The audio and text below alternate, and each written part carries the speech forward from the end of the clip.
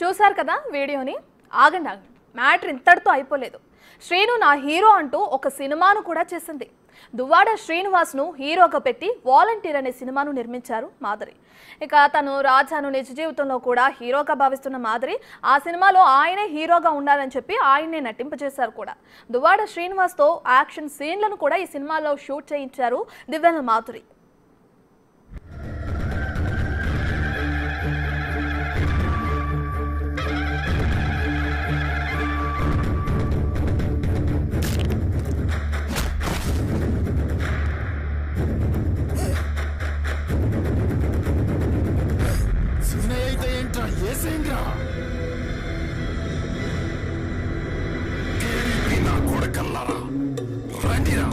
ఒక్కొక్కడికి తాట తీస్తాను.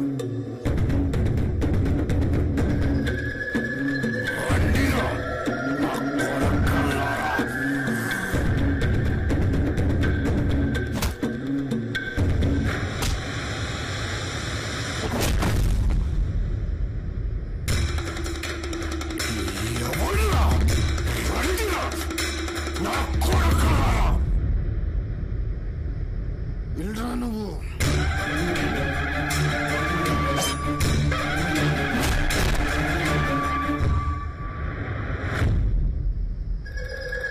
ఏసేండ్రా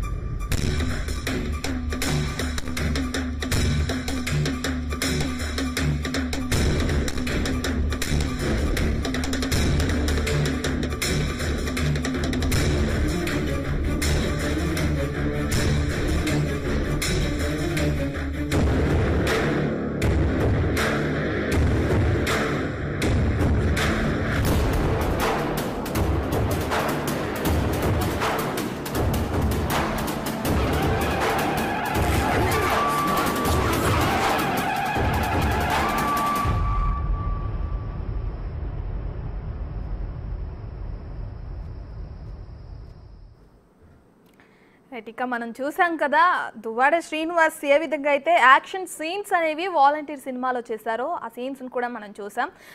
ఇప్పటి వరకు దువ్వాడ శ్రీనివాస్ ఒక సినిమా చేశారు, అది వాలంటీర్ అని పేరు పెట్టారు అన్నది మాత్రమే తెలుసు. తెర వెనుక జరిగిన ఈ సినిమాకి ఎవరు తీశారు అంటే దివ్యల మాధురియే ఈ సినిమాని తీశారని కూడా తెలుస్తుంది. ఆవిడ ఇన్స్టాగ్రామ్లో కొన్ని పోస్టులు కూడా మనం ఇంతకుముందే చూసాం. ఆవిడ కొన్ని పోస్టులు కూడా పెట్టారు. వాలంటీర్ సినిమాకి సంబంధించిన డబ్బింగ్ అనేది జరుగుతుంది అని చెప్పి శ్రీనివాస్ అలాగే మాధురి కలిసి ఉన్న ఒక డబ్బింగ్ స్టూడియోలో ఉన్న ఫోటోలను కూడా షేర్ చేస్తూ అది కూడా మనం చూసాం. అయితే దీనికి సంబంధించి ఇప్పటికే మరి శ్రీనివాస్ విడాకుల విషయం కోర్టు వరకు వెళ్ళింది, విడాకులు తీసుకుంటానని కూడా ఆయన చెప్తున్నారు. మరి మాధురికి విడాకులు అయినాయా? మాధురి విడాకులు ఎప్పుడు తీసుకుంటారు? శ్రీనివాస్ విడాకులు అయిన తర్వాతే మాధురి విడాకులు తీసుకుంటారా? తీసుకున్న తర్వాత మరి వీళ్ళిద్దరి పెళ్లి ఎప్పుడు అనే సందేహం కూడా అటు సర్వత్రా నెలకొందని కూడా చెప్పుకోవచ్చు మనం.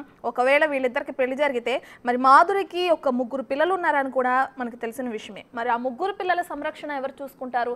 శ్రీనివాస్ చూసుకుంటారా లేదంటే మాధురి ప్రస్తుత భర్త ఎవరైతే ఉన్నారో ఆయన చూసుకుంటారా? అసలు పిల్లలు ఎక్కడుంటారు అనేది కూడా ప్రశ్నార్థకంగా మారింది. ఇటు వాడికి సంబంధించి చూస్తే వాణి పిల్లలు మాత్రం ఇప్పటికే మనం చాలాసార్లు చూసాం కూడా. వాణి తరపునే వచ్చి మా నాన్న తప్పు చేస్తున్నారు అని చెప్పి ఏ విధంగా అయితే ఇంటి దగ్గర నిరసన తెలియజేస్తున్నప్పుడు వాణి ఆవిడతో పాటు పిల్లలు కూడా వచ్చారు. సో వాణి పిల్లలు వాణి దగ్గరే ఉంటారని కూడా అర్థమవుతుంది. ఒకరికి మ్యారేజ్ కూడా అయిపోయింది. మరి ఇటు మాధురి పిల్లలు ఎక్కడ ఉంటారనేది కూడా ప్రశ్నార్థకంగా మారింది. ఆ విషయాలకి సంబంధించి ఇంకా సమాధానం రావాల్సి ఉంది. మాధురి కొన్ని వీడియోస్లో కూడా చెప్పారు, ఒకవేళ బిగ్ బాస్లోకి పిలిస్తే కనుక వెళ్ళే ఇంట్రెస్ట్ ఉంది అని చెప్పి. ఏదేమైనప్పటికీ దువ్వాడ శ్రీనివాస్ అనే వ్యక్తి అటు వైఎస్ఆర్సీపీ పార్టీ నుంచి ఎన్నికై టెక్కల్ నియోజకవర్గంలో ప్రజలకు సేవ చేయాల్సింది పోయి ఏదైనా ఒక ఇష్యూ అంటే ఒక భార్యాభర్తల మధ్య మూడో వ్యక్తి ఎంటర్ అయ్యారనే ఇష్యూ ఆయన వరకు వస్తే ఒక రాజకీయ నేతగా దాన్ని ఇది చేయాల్సి చర్చించి వాళ్ళని ఇది సముదాయించాల్సిన వ్యక్తి జీవితంలో ఇప్పుడు చూసుకుంటే దివ్యల మాధురి ఎంటర్ అయిన తర్వాత కుటుంబ వ్యవహారం అనేది రోడ్డుకెక్కింది. ఎప్పటి నుంచో భార్యాభర్తల మధ్య వివాదాలు చెలరేగుతున్న నేపథ్యంలో ఇప్పుడు దివ్యల మాధురి ఎంటర్ అయిన తర్వాత ఈ వ్యవహారం రోడ్డుకెక్కింది. ఇటు పార్టీ తరపు నుంచి కానీ ఇటు ప్రజల తరపు నుంచి కానీ కొంతమంది శ్రీనుకి సపోర్ట్ చేసే వాళ్ళు ఉన్నారు, కొంతమంది వాణికి సపోర్ట్ చేసే వాళ్ళు కూడా ఉన్నారు. ఏదేమైనప్పటికీ ఎంత వ్యవహారం జరుగుతున్నా ఇటు సోషల్ మీడియాలో కానీ రాజకీయ పరంగా కానీ ఏ విధంగా అయినా కానీ ఇంత వ్యవహారం జరుగుతున్నా కొన్నిసార్లు నేను మనస్తాపానికి చెంది చనిపోదాం అనుకున్నానని కూడా చెప్పి కూడా మాధురి యాక్సిడెంట్ చేసిన అది కూడా మనం చూసాం. తన ప్రాణాల మీదకి తెచ్చుకొని మీరు చేస్తున్న కామెంట్స్ వల్ల నేను చనిపోదాం అనుకుంటున్నాను, ఈ వ్యవహారం వల్ల నేను చనిపోదాం అనుకుంటున్నాను కూడా చెప్పింది.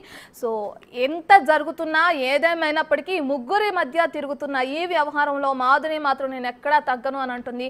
వాణి అయితే ప్రస్తుతానికి సైలెంట్ అయిందనే చెప్పుకోవచ్చు. మాధురి మాత్రం వీడియోలు తీసి నా రాజాకి ఇష్టమైన కూర అని చెప్పి నా రాజాకి ఇష్టమైన ఫుడ్ అని చెప్పి వీడియోలు పెడుతుంది యూట్యూబ్లో, తనతో కలిసి సినిమాలు చేస్తుంది, తనకి సంబంధించిన రీల్స్ని పోస్ట్ చేస్తుంది. ఎక్కడా కూడా నేను తగ్గను, తనని వివాహం చేసుకుంటానని చెప్పి కూడా మాధురి చెప్పడం మనం చూస్తున్నాం.